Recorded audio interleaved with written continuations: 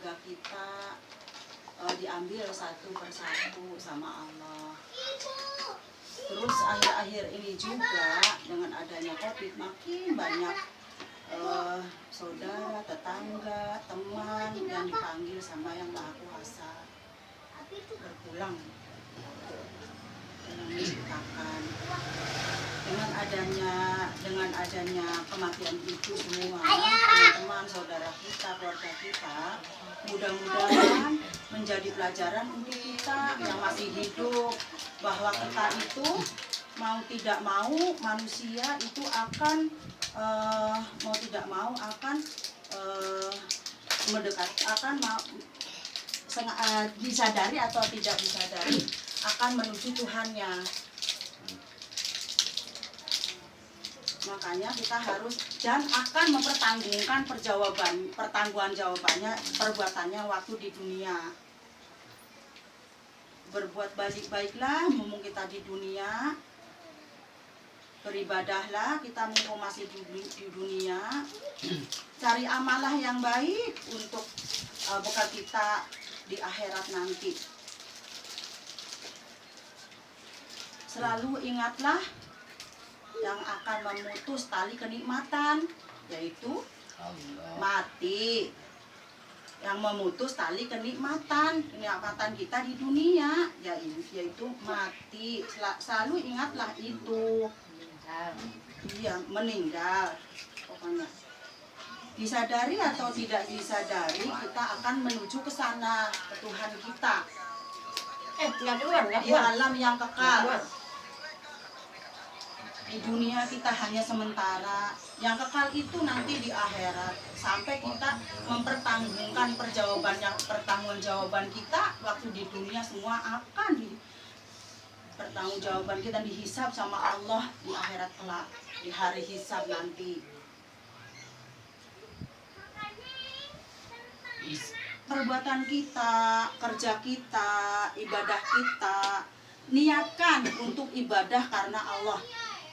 Insya Allah, apapun yang kita niatkan karena Allah akan menghasilkan ibadah dan akan mendapat pahala dari Allah. Kalau semua akan diniatkan dengan ibadah, walaupun kita hanya memberi sesuap nasi ke istri kita, itu ibadah. Kalau kita kerja niatnya untuk nyari nafkah untuk istri, walaupun sesuap nasi masuk ke mulut istri, itu ibadah. Apalagi sampai kita nyari diniatkan untuk ibadah. Dari umpama kerja Sesa, Om Erwin tuh ya, Yojek, diniatkan untuk ibadah karena Allah. Insya Allah nilainya ibadah.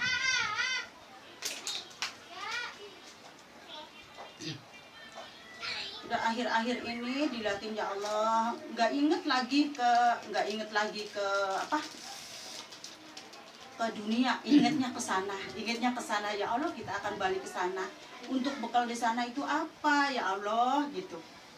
Bener ya Allah, kalau udah inget kayak gitu ya, mau kerja mau dagang untuk apa, dagang untuk apa, toh akan semua ditinggalin. Harta, rumah, istri, anak, semua akan ditinggalin. Yang akan menjadi bekal kita adalah amal ibadah kita dan sholat kita. Yang akan dihisab pertama ya sholat. Ya Allah, bener dah kalau inget udah kesana, udah gak kepengen apa-apa, kepengennya ibadah gitu, udah kepengennya gitu. Kalau kayak Tante Wati nih ya, udah tua, udah lewat dari 50, yang dipikirin apa? Hidup tenang, khusyuk ibadah, dah kepengennya gitu. Biar doain anak-anak biar pada berhasil, biar pada jadi anak yang soleh. Itu aja udah kepengennya. Udah nggak kepengen, udah kayaknya mikirin dunia iya, karena kita memang masih di dunia. Untuk bekal ke akhirat, cari dunia untuk bekal ke akhirat gitu. Makanya Allah kalau ngelihat sekarang kematian gampang banget. Nggak yang sakit, yang sehat, yang tua, yang muda, semua akan menuju ke Tuhan kita. dan akan dimintain pertanggungjawabannya selama kita di dunia. Kita hidup untuk apa di dunia? Kita nyari untuk apa? Itu ya Allah, kalau udah inget saudara kita udah diambil satu persatu, termasuk suami tentu hati ya. Tidak nggak inget, nggak mikirin dunia kayaknya gitu. Yang dipikirin kayak di Tante Wati ya. Ingatnya ya Allah untuk menuju akhirat tuh menghadap Allah, apa bekal kita? Itu aja. Bekalnya apa untuk menuju ke sana? Gitu. Duit segepok bekalnya. Duit segepok nggak akan. Duit segepok nggak akan nolongin kita.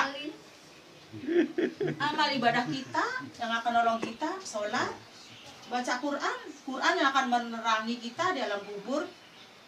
Coba berusaha baca tabarok sebelum tidur, itu akan menerangi kuburan kita. Itu Ina mau tanya, kalau misalkan tabarok itu bisa nggak sih untuk mengirim orang yang sudah tidak ada di dunia itu? Yasin. Yasin. Kalau tabarok untuk kita, untuk kita yang untuk menerangi kuburan kita nanti gitu, nolongin kita. Soalnya ada itunya, yang orang ada pernah ya kejadian. Iya, Al-Muluk tabarok. Emaknya itu kalau mau tidur baca Al-Muluk, setiap mau tidur baca Al-Muluk.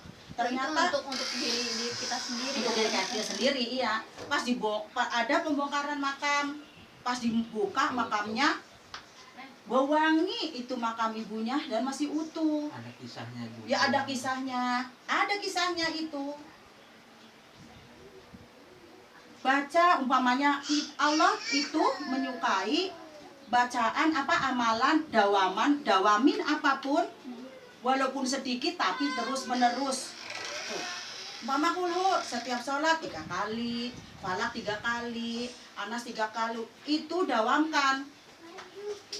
Allah menyukai yang sedikit tapi yang terus menerus. Jangan banyak, sebulan baru nanti baca lagi gitu. 100.000 nanti baru 1 minggu kemudian baca lagi, itu Allah nggak suka. Sedikit walaupun 1 itu dawamkan terus menerus, gitu. Lakukan terus menerus gitu. Itu yang Allah suka gitu. Mudah-mudahan saudara kita yang telah tiada, ada ya kan, ada kematian itu bermacam-macam ya. Ada yang kematian karena sakit di perut, insya Allah surga. Amin. Yang tenggelam di laut, insya Allah surga. Keracunan, wabah seperti ini nih sekarang nih, insya Allah surga. Yang penting kitanya, yang keluarganya tuh ikhlas. Medan perang juga tuh, medan perang yang kita lakukan dengan ikhlas, insya Allah surga. Hah? Iya mati syahid itu masih syahid, surga insya Allah jatahnya. Wabah, masuk wabah. Virus corona ini sekarang wabah kan, termasuknya juga syahid, masuk meninggalnya insya Allah syahid.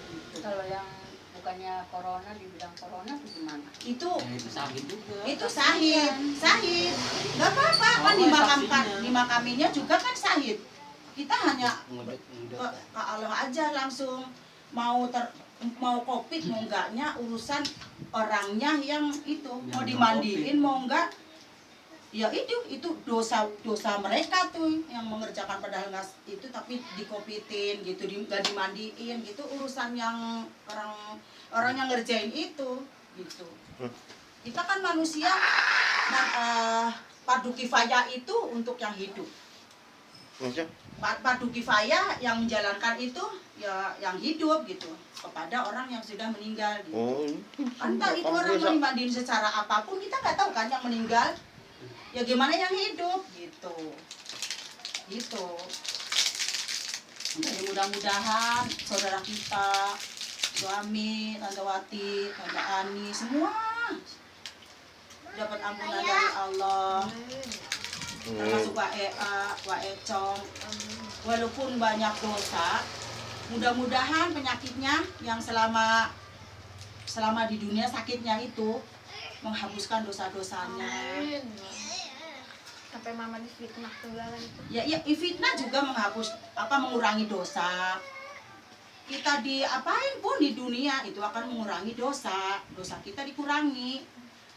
Orang itu akan meninggal dibersihkan dosanya sampai bersih-bersihnya dari Allah sama Allah gitu. Mudah-mudahan yang sudah meninggal dapat ampunan dari Allah dan akan bertemu kita di surga nanti insya Allah. Makanya kita yang pelajaran untuk kita yang masih hidup, jangan sampai terlena di dunia, jangan sampai dunia itu hanya sementara. Carilah bekal untuk akhirat. Walaupun pamannya belum bisa nih sholat gitu.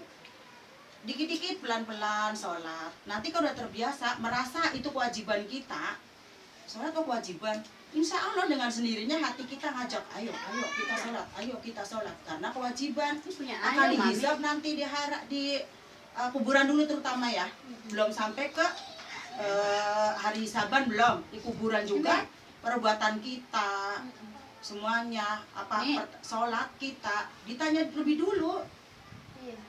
Perbuatan kita utamanya di dunia bagaimana ya dihisab itu semuanya. Semua tanpa terkecuali semuanya perbuatan kita di dunia akan dipertanggungjawabkan di depan Allah nanti di hari hisab. Jangan terlena di dunia, jangan enak-enak. Mumpung masih muda nanti sholatnya nanti aja kalau tua. Mumpung belum masih sehat, ntar aja sholatnya kalau udah sakit. Jangan sampai punya pikiran begitu. Yang sehat, ayo kita jalani apapun yang kita bisa. Allah juga kan maha tahu. Apalagi yang udah sakit, ayo jalani terus. Walaupun kita sakit, Allah maha tahu. Sambil duduk bisa, sambil berbaring bisa, sambil apapun Allah nerima. Sholat kita, perbuatan kita Allah maha tahu, maha segalanya. Mudah-mudahan amal ibadah kita, amal ibadah almarhum dan almarhumah saudara kita, tetangga, semua diterima sama Allah Subhanahu wa Ta'ala yang maha pengampun dan maha segalanya. Allah itu maha pengampun, maha pemberi, semua maha semuanya ya Allah. Kita makhluk lemah, nggak bisa apa-apa. Kalau kita nggak minta sama Allah, kemana lari kita? Ke manusia, kita ngomong satu kata bisa 5 kata. Kita hanya tumpuannya ke Allah. Aduan kita ke Allah. Kalau memang kita ada masalah, bangun tengah malam, minta sama Allah, nangis sama Allah di situ. Nggak usah sungkan-sungkan, enggak, ntar begini nggak bakal diterima. Enggak. Allah sesuai prasangka hambanya. Kalau kita berprasangka baik sama Allah, insya Allah dapatnya baik. Kalau kita berprasangka ibadah kita akan diterima, insya Allah diterima. Jangan ngomong mau diterima mau enggak sholat kita, yang penting sholat enggak bisa begitu. Sholat yakin kita bakal diterima sama Allah, husnudzon sama Allah, dan ya itu intinya harus husnudzon dan sesuai prasangka kita. Allah itu sesuai prasangka kita.